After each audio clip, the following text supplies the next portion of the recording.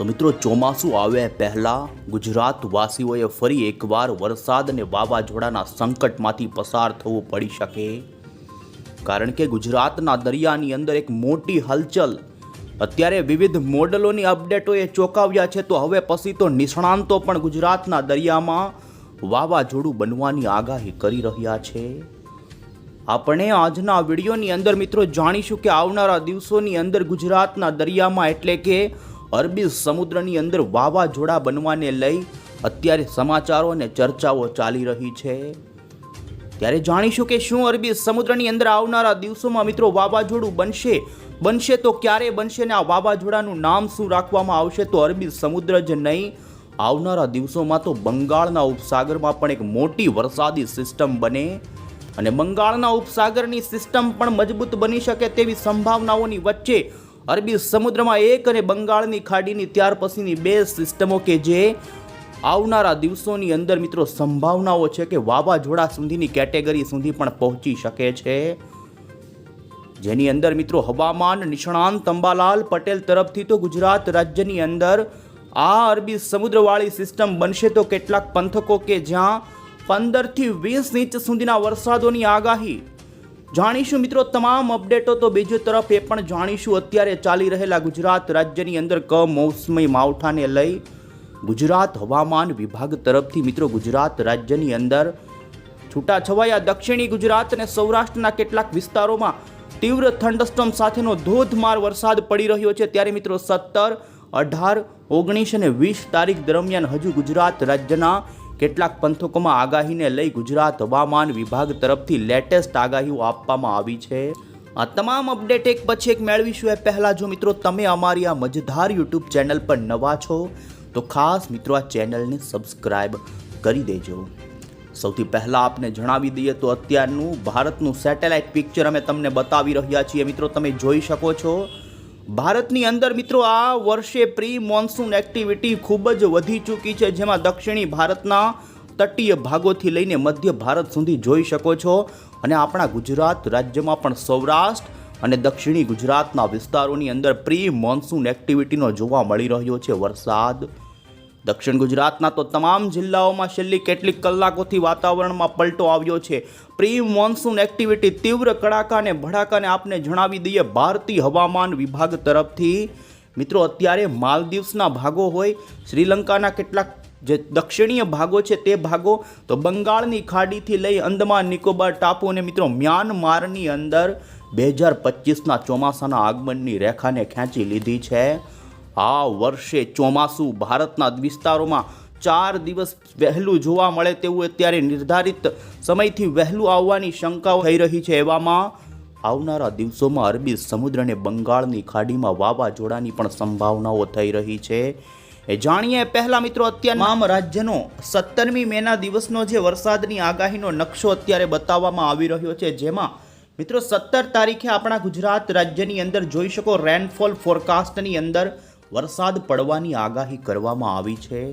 જોકે ભારે વરસાદ પડવાને લઈને કોઈ એલર્ટવાળું સિગ્નલ આપવામાં નથી આવેલું, પરંતુ ગુજરાતના કેટલાક છૂટાછવાયા વિસ્તારો હશે કે તે ભાગોમાં હળવાથી મધ્યમ પ્રકારની વરસાદની ગતિવિધિ રહેશે.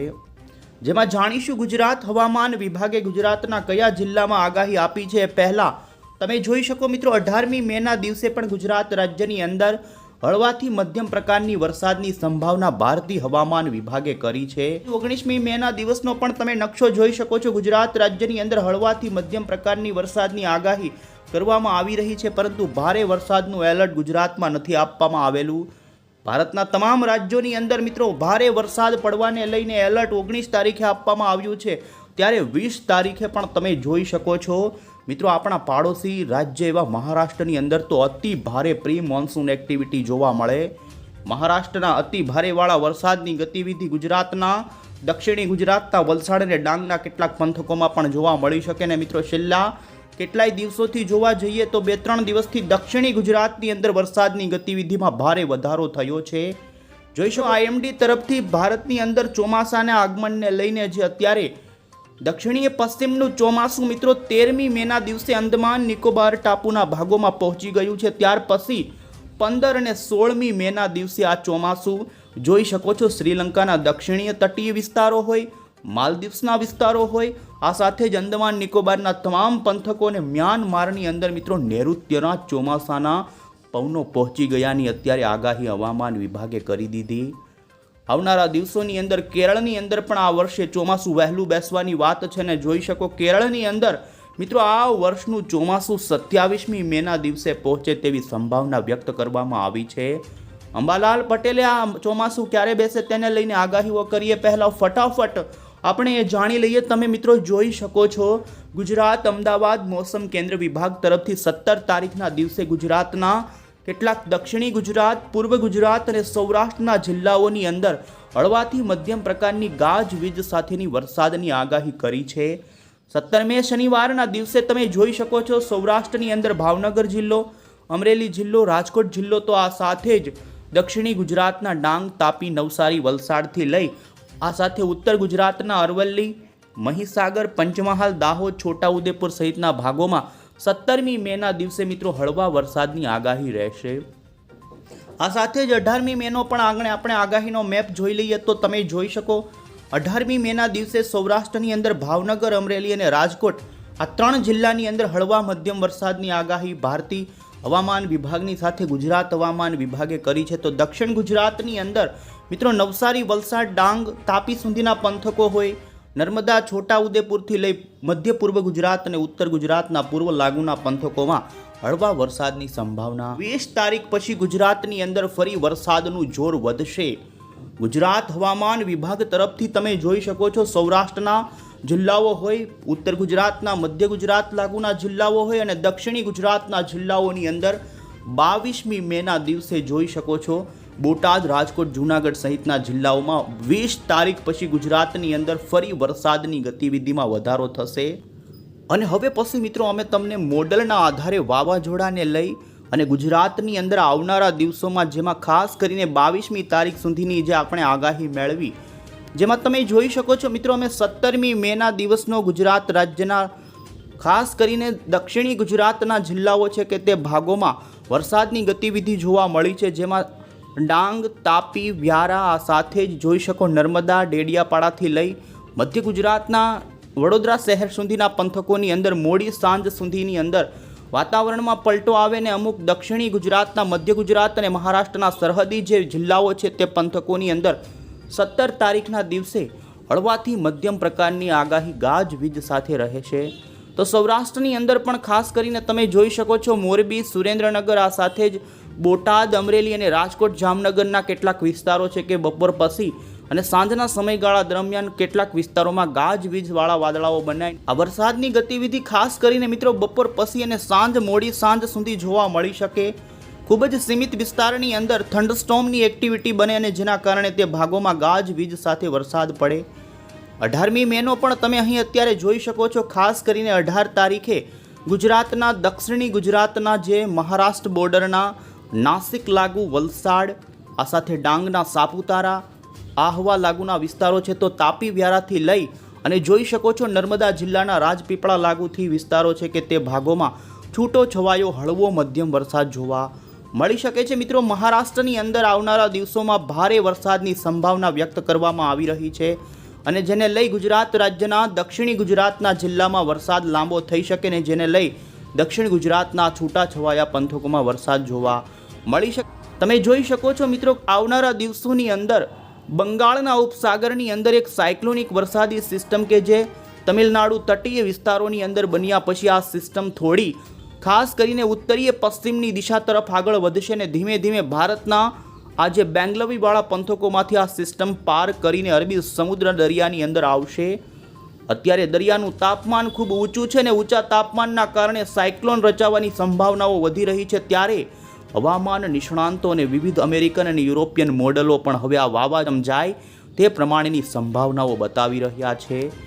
જોઈ શકો છો અરબી સમુદ્રની અંદર આ સિસ્ટમ આવ્યા પછી ખૂબ જ મજબૂત થાય તેવું અત્યારે બતાવવામાં આવી રહ્યું છે અને જોઈ શકો તો 22મી મેના દિવસે ખાસ કરીને મુંબઈથી લઈ બેંગલવીના પંથકોમાંથી પસાર થઈ અને ગોવાના કાંઠાના ભાગોમાં આ સિસ્ટમ લો પ્રેશરનું કેટેગરી સુધીનું બનાવી શકે છે. મોટું વાદળોનું સર્ક્યુલેશન અને ધીમે ધીમે અરબી સમુદ્રમાંથી પોતાની અંદર ભેજ ખેંચીને આ સિસ્ટમ મજબૂત બનતી જોઈ શકો છો 23 તારીખે ડિપ્રેશનમાંથી ડીપ ડિપ્રેશનની કેટેગરીથી પણ આગળ વધી સાયક્લોન સુધી આ સિસ્ટમ મજબૂત બને તેવું અત્યારે બતાવી રહ્યા છે.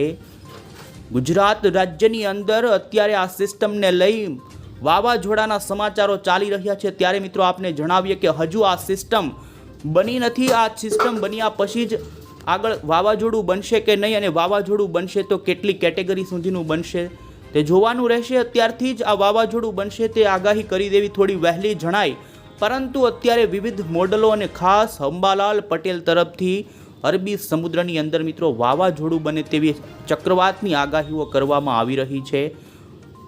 મોડલના આધારે જોઈએ તો જોઈ શકો છો 24મી મેના દિવસે એક સિવિયર સાયક્લોનની કેટેગરીની અંદર આ સિસ્ટમ જઈ શકે છે, ને જે ગુજરાતના દરિયાના કાંઠાના ભાગોની અંદર પણ પવનો સાથે ગતિવિધિ જોવા મળી શકે.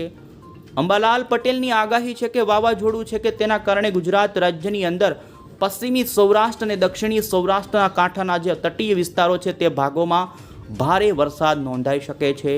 વધુમાં તેમણે જણાવ્યું કે મુંબઈના ભાગોની અંદર તો 15 ઇંચ સુધીના પણ વરસાદો જોવા મળે આ સિસ્ટમના કારણે. તો બીજી તરફ અંબાલાલ પટેલે વધુમાં જણાવ્યું કે આ વાવાઝોડાનો માર્ગ સામાન્ય રીતે ઓમાન તરફ આ વાવાઝોડું જાય તેવું જોવા મળી શકે. ગુજરાતની વધુ નજીક આવે તો સૌરાષ્ટ્ર અને દક્ષિણી ગુજરાતના ભાગોમાં 20 તારીખ પછી આ વાવાઝોડું બન્યા પછીના સમયગાળામાં અતિ ભારે વરસાદ પડી શકે છે. અત્યારે બતાવી રહેલા યુરોપિયન મોડલની અંદર અમે તમને બતાવી રહ્યા છીએ. જોઈ શકો છો મિત્રો કે અત્યારે વાવાઝોડું બન્યા પછી આ સિસ્ટમ ઓમાન તરફ ફંટાઈ ગુજરાતની નજીક થોડી આવે તો પશ્ચિમી સૌરાષ્ટ્રના ભાગોમાં ભારે વરસાદ આપી શકે અને અમુક ભાગોમાં પવનોની ગતિવિધિ પણ વધે. આ સાથે જ જોઈ શકો છો 25 તારીખ પછી ધીમે ધીમે એ સિસ્ટમ ઓમાન તરફ નબળી પડતી આગળ જોવા મળી રહી છે.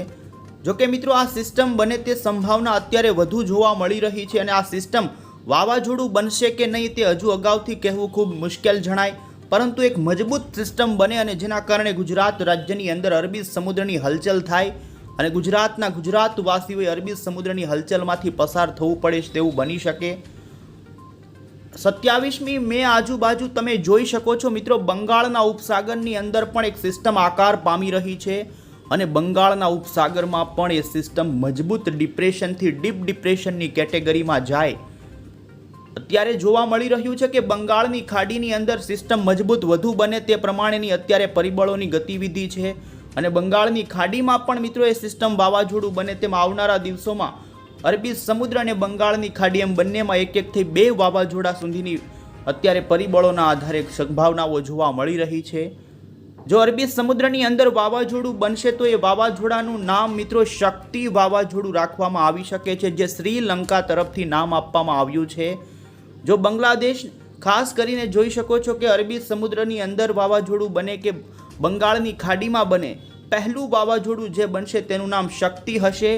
તો બંગાળની ખાડીમાં મિત્રો વાવાઝોડું બનશે તો એમનું નામ મોન્થા કરીને વાવાઝોડું બની શકે છે, પરંતુ આ વાવાઝોડું બનશે કે નહીં તે પણ આગાહીઓ કરવી અત્યારથી ખૂબ વહેલી જણાય, પરંતુ સંભાવનાઓ અત્યારે ખાસી એવી જોવા મળી રહી.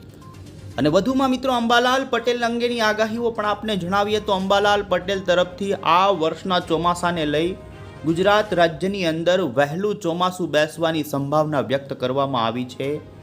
કેરળના દરિયાકાંઠે અંબાલાલ પટેલે કહ્યું કે 28મી મે આસપાસ ચોમાસું બેસી શકે છે. તો ગુજરાત રાજ્યની અંદર 18 જૂન આસપાસ ચોમાસાની ગતિવિધિ જોવા મળી શકે, પરંતુ સાચું ચોમાસું 15 જૂન પછી જ ગુજરાતની અંદર શરૂ થાય તે પ્રમાણેની આગાહી અંબાલાલ પટેલે કરી છે. વધુમાં તેમણે આવનારી 20 તારીખ પછી લઈને 24 તારીખ દરમિયાન અતિ ભારે વરસાદની શક્યતાઓ ગુજરાત રાજ્યની અંદર કરી છે, ને જેમાં ખાસ કરીને 25 થી 5 જૂન વચ્ચે કાળઝાળ ગરમી પડવાની પણ આગાહી કરી છે.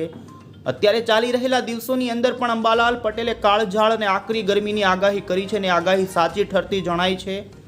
વધુમાં ગરમીને લઈને એમણે કહ્યું છે કે લોકોએ સાવચેતી રાખવી પડશે, માલઢોરને પણ સાચવી રાખવા પડશે, કારણ કે આફરો ચડી શકે અને લોકોમાં પણ ડિહાઇડ્રેશનના કારણે ખાસ કરીને લોકોને આકરી ગરમીથી સાચવાને લઈને પગલાં લેવા માટેની સૂચના અંબાલાલ પટેલની. વધુમાં દક્ષિણ ગુજરાત અને સૌરાષ્ટ્રની અંદર આવનારા દિવસોમાં 20 તારીખ પછી અતિ ભારે વરસાદ, તો મુંબઈ સહિત ગુજરાતની અંદર વધુ વરસાદ પડી શકે છે, અને મુંબઈના ભાગોમાં મિત્રો 15 થી 20 ઇંચ સુધીનો વરસાદ પડે